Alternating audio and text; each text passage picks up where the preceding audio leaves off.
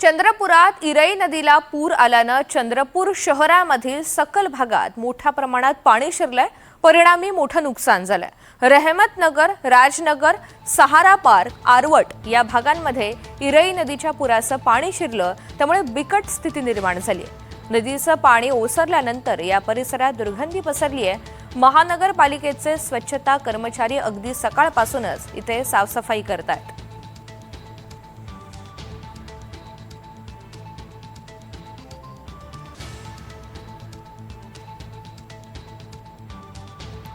दरम्यान नुकसान भरपाईची मागणी सुद्धा इथल्या ग्रामस्थांनी केलेली आहे। चंद्रपूर प्रतिनिधी अभिषेक भटपल्लीवार यांनी या सगळ्या स्थितीचा आढावा घेतलाय, तो आपण पाहूयात। इरई नदीला आलेल्या पुरामुळे चंद्रपूर शहरातील अनेक सखल भागामध्ये पाणी शिरलं होतं। त्यात अनेकांच्या घराचं नुकसान झालं, कारण अनेकांच्या घरामध्ये पाणी शिरलं। आता आपण चंद्रपूर शहरातील रहमतनगर या परिसरामध्ये आहोत। आजची पाणी ओसरल्यानंतरची काय परिस्थिती आहे ते बघून घेण्यासाठी आणि जाणून घेण्यासाठी आपण सध्या त्या परिसरामध्ये आहोत। या पद्धतीने या लेवलला जवळपास 10 ते 15 फूट पर्यंत पाणी या परिसरामध्ये चढलं होतं। ते आता काल रात्री ते पाणी ओसरलं। त्यानंतर महानगरपालिका या परिसरामध्ये येऊन साफसफाईचं काम त्यांनी सुरुवात केलेली आहे।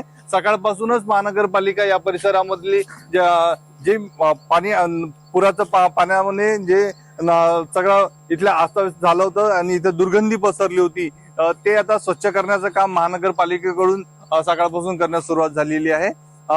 या परिसरामध्ये नेहमीच या परिसरामध्ये जवळपास पावसाळ्याच्या याच्यामध्ये पूर येतो आणि इथे या परिसरातलं मोठं नुकसान इथल्या नागरिकांना सोसावं लागते। आता या परिसरातले अनेक नागरिक आपल्या सोबत आहेत, अपन त्यांच्याकडून जाणू की नेमकं काय नुकसान झालं, क्या नुकसान हो गया। नुकसान तो हमारे भैया पूरे घर का हुआ। कम से कम 10 से 11 फुट पानी था यहाँ, और पूरा ये मकान जितने भी दिख रहे इनके ऊपर से पानी जा रहा था। ये देखो, ये यहाँ से मकानों के ऊपर से पानी जा रहा था और काफी नुकसान हो चुका है यहाँ लोगों का। हाँ, और 3 दिन से तो लोग घर दार छोड़ के सब बाहर निकल गए। कहाँ शरण लिए लोगों ने, शरण लेने को जगह नहीं थी लोगों को, और पूरा सामान टोटल नुकसान हुआ लोगों का। गरीब लोग रहते हैं और गरीब लोगों का राशन पानी, मकान, कपड़ा लत्ता, हर चीज सत्यानाश हो गई। पूरा का पूरा भैया पानी में डूब के कीचड़ में पड़ा है और काफी नुकसान हुआ।